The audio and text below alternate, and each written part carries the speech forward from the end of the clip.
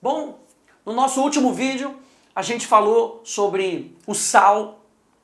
E o sal, ele era usado na cultura antiga para conservar, para ser tempero, antisséptico, né? E também era usado nas ofertas cerimoniais. Lembrava da aliança de Deus, da segurança que nós temos em Deus.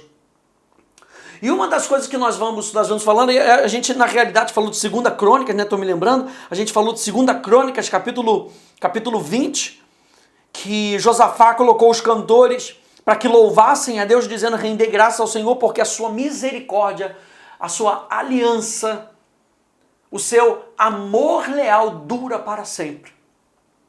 E uma das coisas que a gente vai lembrar quando a gente está falando sobre aliança é sobre o amor de Deus. Olha só essa frase, para você lembrar que o amor de Deus é a expressão da sua aliança conosco.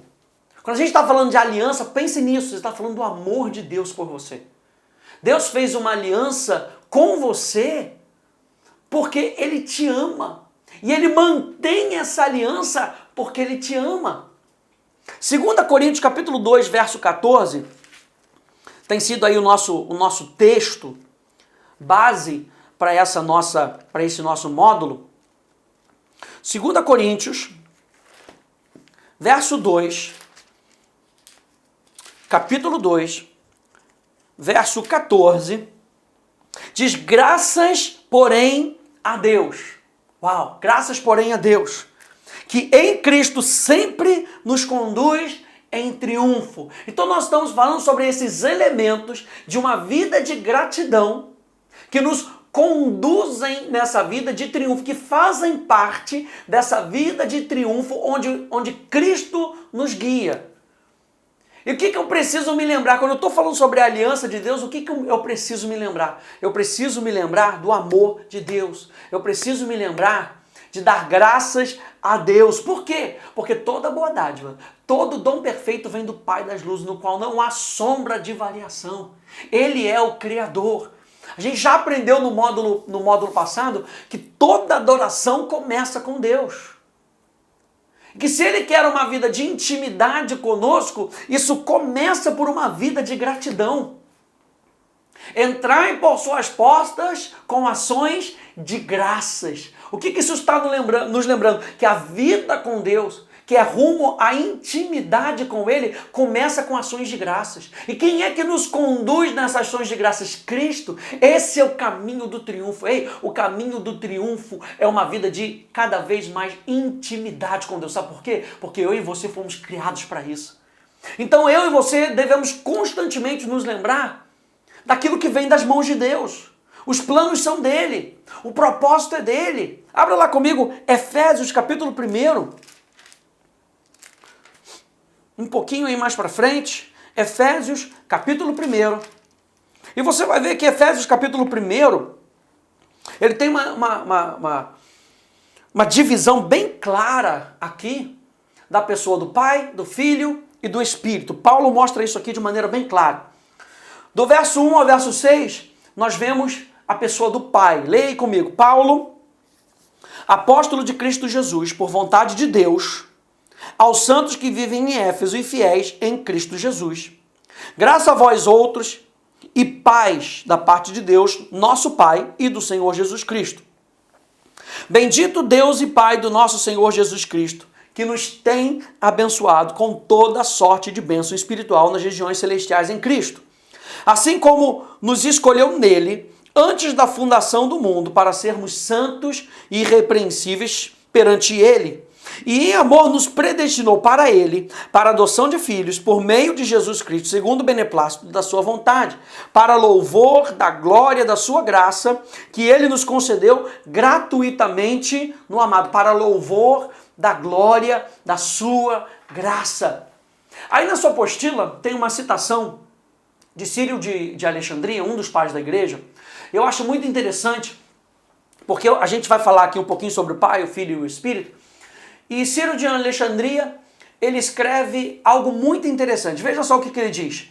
Ele diz que todas as coisas procedem do Pai, mas perfeitamente através do Filho e do Espírito.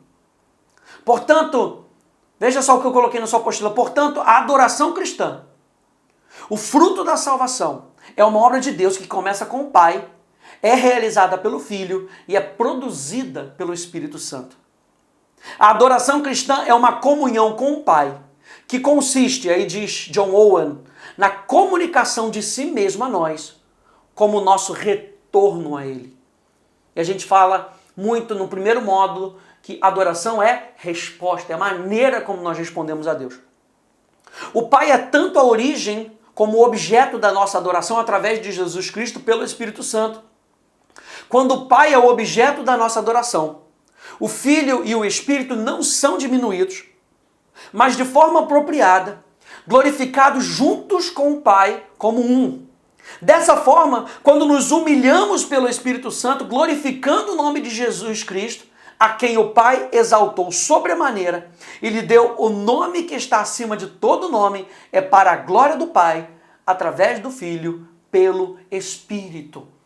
Então, se nós estamos falando de uma aliança de sal, que nos lembra da fidelidade de Deus, nós podemos então falar do Pai, do Filho e do Espírito Santo, que estão envolvidos na nossa vida. Por que que nós daríamos, ou pelo que nós daríamos graças ao Pai? Veja só, o Pai planeja e provê para o nosso bem, Ele quer o seu bem. Tudo isso é motivo para você agradecer a Deus. Você sabe que a gente constantemente tem que renovar a nossa mentalidade. O mundo quer contaminar a nossa mentalidade. Eu e você, então, constantemente precisamos desse sal na nossa vida. Para quê? Para descontaminar. Lembra que sal é antisséptico também. Era usado como antisséptico. Então, para quê? Para descontaminar. Então, quando a gente está colocando sal, quando a gente está se lembrando da aliança, quando a gente está se lembrando da fidelidade de Deus, nós estamos descontaminando a nossa mentalidade. Para que nós possamos, então, extravasar essa gratidão. Pelo quê? Porque Ele planeja, Ele provê para o nosso bem.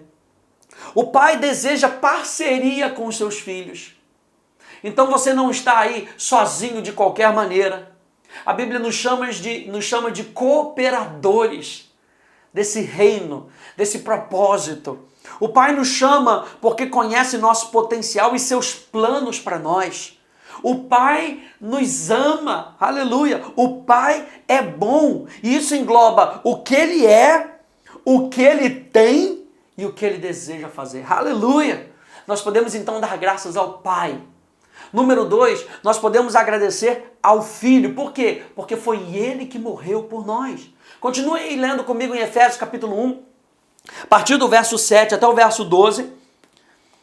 Ele fala então que o Pai nos predestinou, verso 5, para a adoção por meio da sua vontade. E no verso 7 ele fala, no qual nós temos a redenção. De que ele está falando? Ele está falando de Jesus. No qual temos a redenção pelo seu sangue, a remissão dos pecados, segundo a riqueza da sua graça, que Deus derramou abundantemente sobre nós em toda sabedoria e prudência, desvendando-nos o mistério da sua vontade, segundo o seu beneplácito que propusera em Cristo, de fazer convergir nele, na dispensação da plenitude dos tempos, todas as coisas, tanto as do céu como as da terra. Nele, digo em quem? Em Jesus, no qual fomos também feitos herança, predestinados segundo o propósito daquele que faz todas as coisas conforme o conselho da sua vontade, mais uma vez, a fim de sermos para o louvor da sua glória, nós, os que de antemão esperamos em Cristo. Por que que nós podemos ser gratos a Jesus?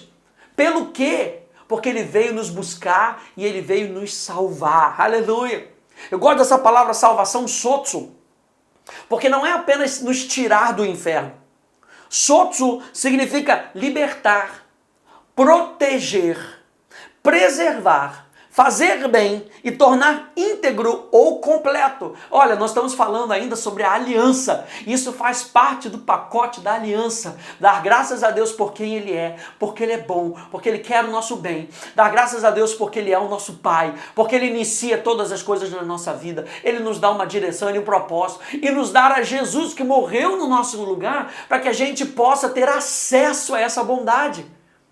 Veja, a aliança fala de proteção. Quando Ele veio nos salvar, fala de libertação. Fala de preservação, de nos fazer bem, aleluia! Nós podemos louvar a Deus porque Ele quer nos fazer bem através da obra consumada de Jesus. Ele deu a sua vida em resgate pela nossa. Jesus destruiu as obras de Satanás, Ele disse que Ele veio para fazer isso e Ele fez. E destruir as obras de Satanás fala de soltar as cadeias do pecado, soltar as cadeias do poder do pecado, da sua influência, da conexão do pecado na nossa vida. Jesus fez isso por mim e por você. Ele nos deu a vida eterna.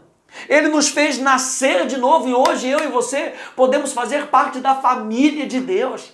Diz aqui em Efésios que nós fomos adotados como filhos, pois nos predestinou para Ele, para a adoção de filhos por meio de Jesus Cristo. Ele restaurou a comunhão com Deus, gente. Por isso Jesus disse, eu sou o caminho, a verdade e a vida. Ninguém vem ao Pai, senão por mim. E não é interessante, quando ele fala sobre a palavra caminho, caminho no hebraico tem o sentido de uma direção, de uma jornada.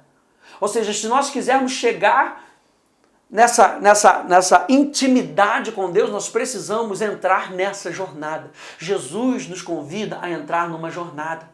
E essa jornada nos leva para uma verdade. A verdade, aqui no grego, significa uma realidade, algo que é real. Ou seja, é uma realidade, é uma jornada que nos apresenta uma outra realidade.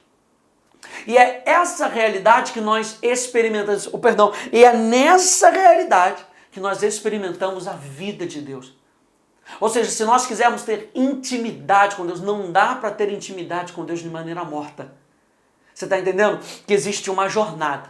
A palavra jornada também no hebraico significa hábitos de vida. Ele vai transformando nossos hábitos e vai nos levando a uma realidade ainda maior. E é essa realidade que nós nos apegamos, que nós abrimos o nosso coração para ela. Olha só o que diz o Salmo 119, olha só que interessante isso. No verso 89, a partir do verso 89, diz assim, para sempre, ó Senhor, nós estamos falando do sal, da fidelidade. E nós estamos falando agora de agradecer a Jesus, que é o caminho, a verdade e a vida.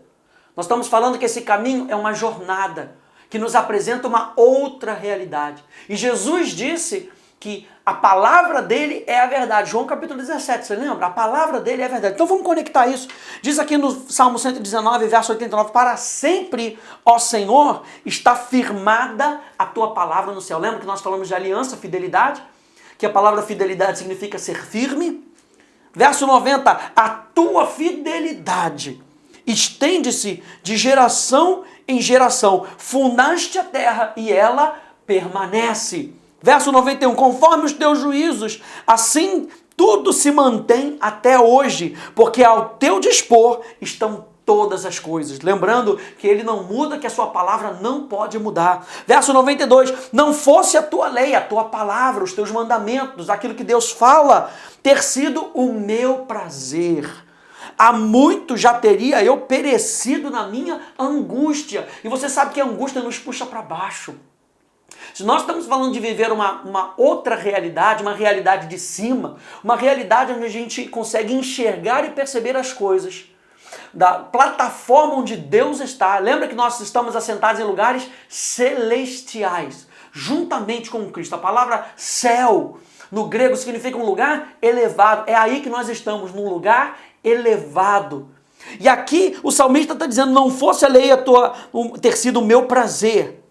Há muito já teria eu perecido na minha angústia. E a angústia nos puxa para baixo, para o nível do natural, para o nível do desespero, para o nível da ansiedade. E não é aí que Deus quer que a gente habite. Olha só o que ele diz no verso 93. Nunca esquecerei dos teus preceitos, visto que por eles me tens dado vida. Aleluia!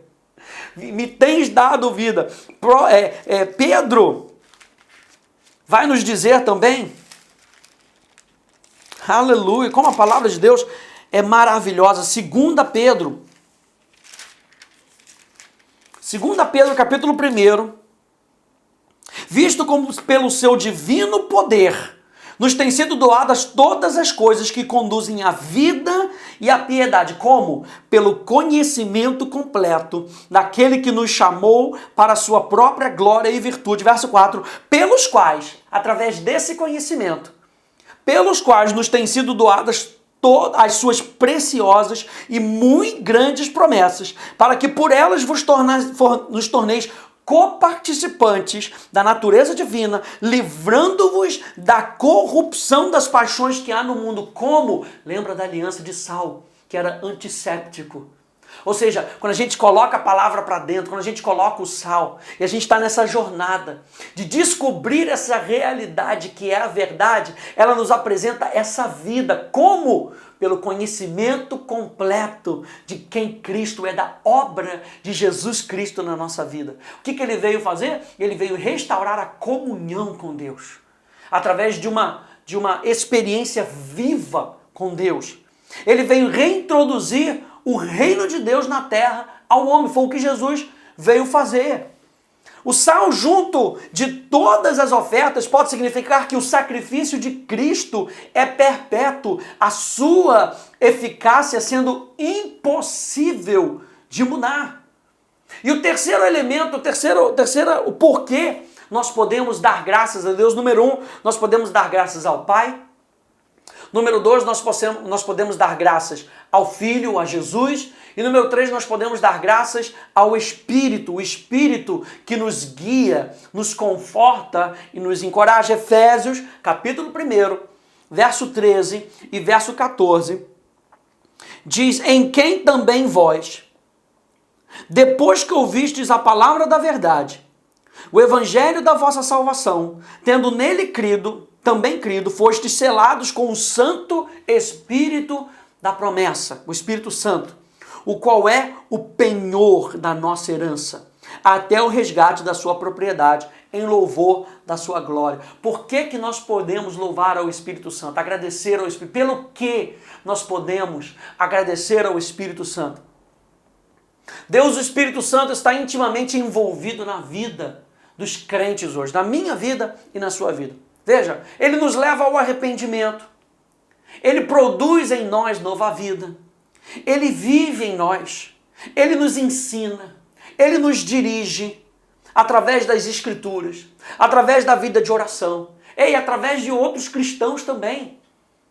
Nós precisamos perceber a voz do Espírito sendo falada através dos nossos irmãos. É por isso que nós constantemente precisamos nos encher da verdade, para que a gente possa discernir o que está sendo falado.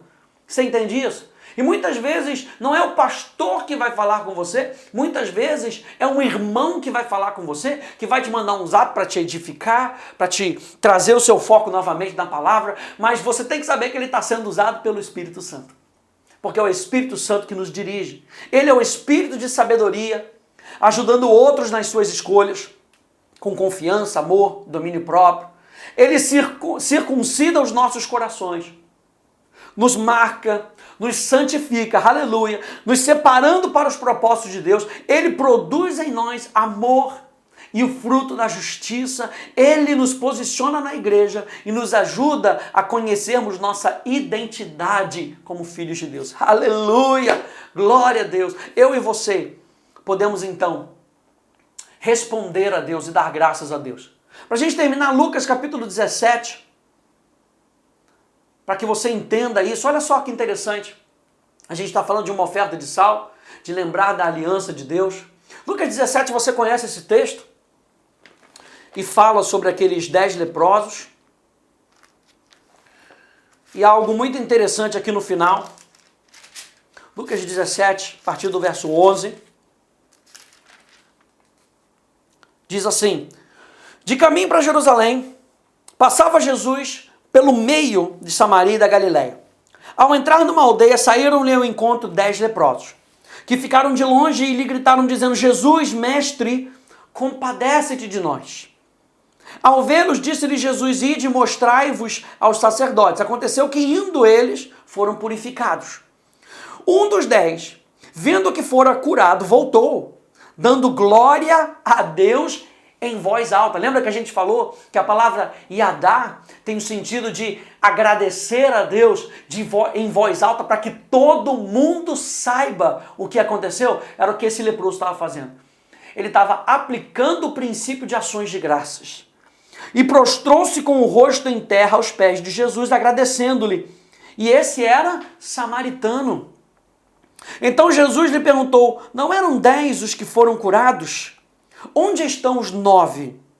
Não houve porventura quem voltasse para dar glória a Deus, senão esse estrangeiro. E disse-lhe: levanta-te e vai, a tua fé te salvou. Aleluia! E agora ele recebe uma instrução de Jesus. Agora ele recebe o porquê isso aconteceu. Não é interessante que os outros 10 receberam a sua cura, foram purificados, só que esse recebeu o entendimento de como isso aconteceu. Quando nós andamos com Jesus e nós somos agradecidos, preste atenção nisso, aleluia, entrai por suas portas, nós já falamos, com ações de graça. Eu gosto sempre de dizer que quando a gente fala de entrar por suas portas com ações de graça, não quer dizer que a gente tem que começar o culto com música rápida. Quer dizer que gratidão abre as portas para a manifestação da presença de Deus. Ei, gratidão abre as portas para entendimento da verdade.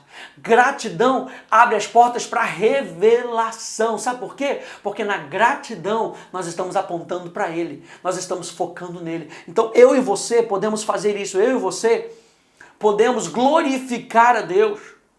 E glorificar a Deus é ter uma opinião, um pensamento que exalta a Ele, resultando em louvor, em honra, algo que é exposto e não somente fica no nosso interior.